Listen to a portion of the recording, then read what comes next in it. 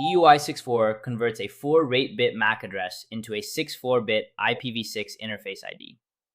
Split the MAC address into two 24-bit parts and insert FFFE between them. The combined result matches the standard format of IPv6 EUI64 address generation perfectly. Therefore, this question chooses C.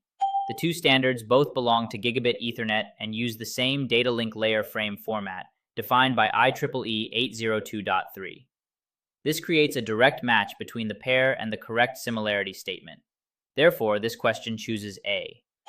The PC sends DNS requests to its configured DNS server address.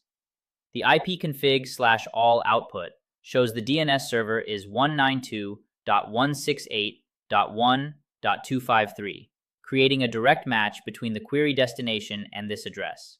Therefore, this question chooses A. This function uses the MAC address table to forward frames to the port associated with the destination MAC address. It forwards frames based on matching destination MAC addresses to the correct port. Therefore, this question chooses D. This address type is syntactically identical to unicast addresses, but assigned to multiple devices. It routes traffic to the nearest configured device on the network. Therefore, this question chooses C. Private IPv4 addresses are reserved ranges defined in RFC 1918. They can be freely used within private networks without requiring tracking, registration, or assignment from IANA. Therefore, this question chooses C. An endpoint, such as a user's PC or device, serves as the source or destination of network traffic.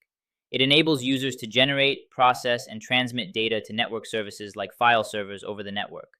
Therefore, this question chooses C. In SDN and controller-based networking, the controller acts as the centralized management point. It separates the control plane from the data plane, managing network logic and configuring forwarding rules for devices. Therefore, this question chooses A. The last usable host address in a subnet is calculated by subtracting 1 from the broadcast address.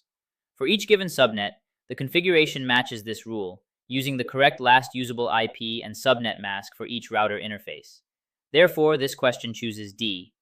TCP is connection-oriented, so it establishes a connection with a three-way handshake before sending data.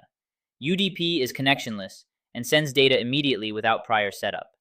This difference defines their behavior in a query response model.